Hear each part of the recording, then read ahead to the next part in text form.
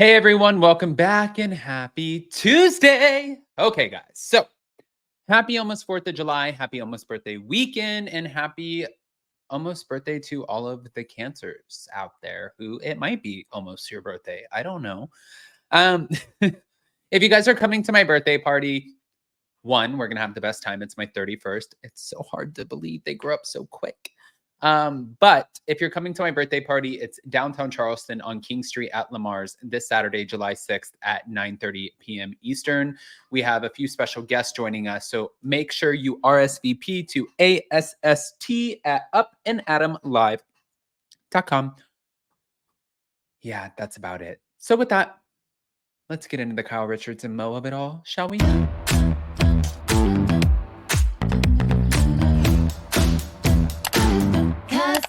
Cause no one can do it like we do it, like we do it, like we do it. Cause no one can do it like we do it, like we do it, like we do it.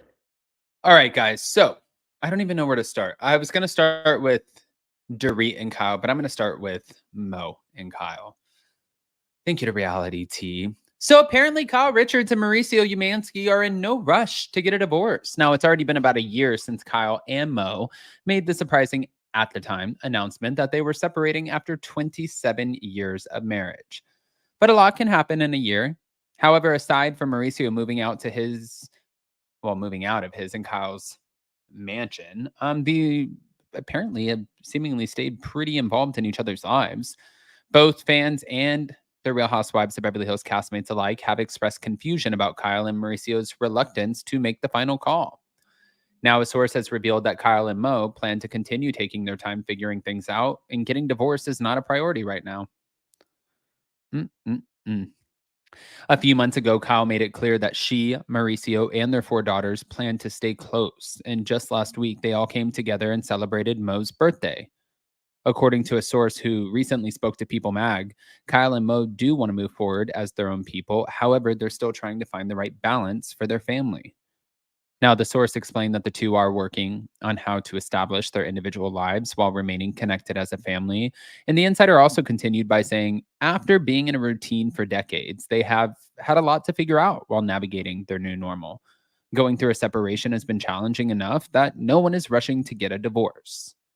So many have wondered if there were other reasons for Kyle and Mo's reluctance to get a divorce. They didn't sign a prenup when they got married, and now they have a significant amount of wealth and assets that would need to be divided. But others speculated that Kyle wants to continue using the situation as a storyline. And at any rate, it looks like whatever they're doing seems to be working for them. So we're going to leave Kyle and Mo alone. But we're not leaving Kyle and Dorit alone. Okay. We got to get into that for sure. Thank you to All About the Real Housewives. Kyle Richards admits that things are not good with Dorit Kemsley as they're filming season 14. The dynamics have shifted tremendously this year. That's what she told Us Weekly. She believes that she and Dorit should be supporting each other as they both undergo similar situations in their marriages. However, Kyle quickly notes that that's not the case. Unfortunately, that's not where we're at right now in our relationship. We're both going through different but similar situations. So it is unfortunate that we're in this position. Now, as fans know, Kyle and Dorit's relationship is currently fractured following some drama in their friendship last season. But the last time fans saw the besties together was at the season 13 reunion, and that's when they were on the outs. Alex Baskin teased in early June that Dorit and Kyle are hashing things out on camera for season 14, and he believes their friendship will eventually recover. He said there is a lot of water under the bridge, so I would say they're figuring out what's going on with them personally, but they both have very strong feelings, and they have let each other know what they think right out of the gate. But while things are not great with Dorit, Kyle Richards said that the new women in the Real Housewives of Beverly Hills cast, Jennifer Tilly and Bazoma, have created a very interesting group dynamic. We're just sort of starting out. Like I said, the dynamics have shifted, but they're constantly shifting and changing, so we'll see where we end up. Now, it was back in May where Bravo announced Kyle, Dorit, Erica, Garcelle, and Sutton will all return for season 14. And the network also confirmed that Bazoma would be the newest housewife in Beverly Hills. And in addition to that, Kathy Hilton and Jennifer Tilly also were going to come in as friends. So I think it could actually be a really strong, solid season. I feel like Kathy Hilton coming back, especially during Kyle Richards' divorce, not divorce, reluctant to get a divorce kind of friendship, not divorce, whatever you want to call it. Kathy Hilton is such a great buffer, and she's a great voice of reason. Maybe not a voice of reason. I think she's a good voice of reason, but I think she's just more so great at the comedic relief. And we heard that Jennifer Tilly is also great comedic relief. And listen, Jennifer Tilly is coming in. She's already friends with Garcelle. She's friends with Kathy Hilton. She's friends with Sutton. She's friends with Kyle. I doubt that she has any real beef with anybody on the cast. If anybody, I would just imagine that they would be like a good, well-rounded group, and that Jennifer Tilly would only be complimenting the dynamic by being positive and not really getting into the thick of the mess. She doesn't need to get into the mess. She was asked to come on to be an ally and a friend of Sutton Strax. And also she has the star power from being the bride of Chucky. So I'm sure Bravo and NBC, they were all about it and like, oh, okay, yeah, let's bring on Jennifer Tilly. She's going to be fantastic. And I feel like that's exactly what happened. Moving on, though. Moving on.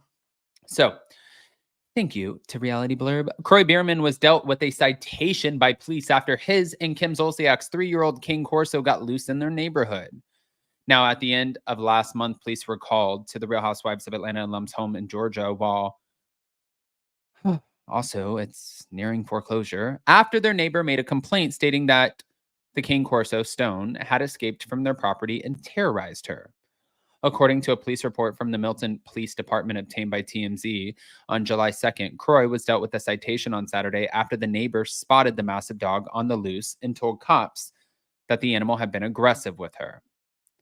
After police arrived at the home he and Kim currently share, as they have so many times, amid their messy split, Croy spoke to officers explaining that one of their sons was supposed to have been watching Stone when he got away. Now, although Croy and Kim have a gate to the front of their home, Croy said it was broken and stuck in the open position at the time that the animal got loose. And Croy also said he discovered the dog on a sidewalk out front of their house before being dealt with the citation.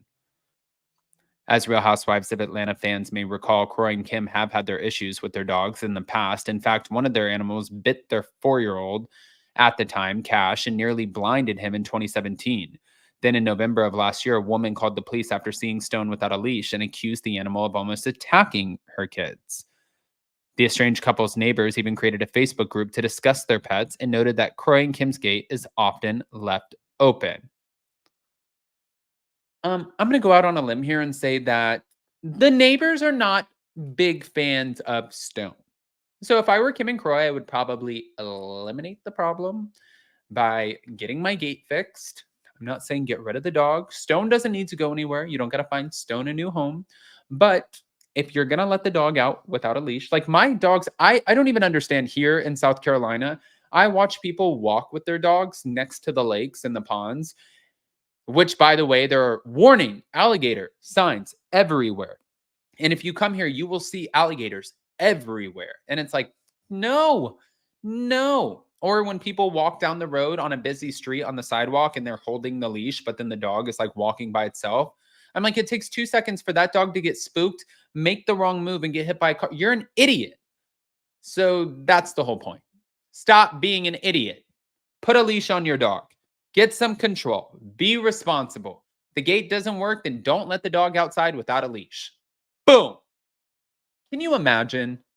Can you imagine solving your problems that easily? Guys, I want to hear what your thoughts are. So pop off in the comment section. If you're not subscribed, get subscribed. Don't forget to hit that notification bell, and we'll see you next time. Love you guys.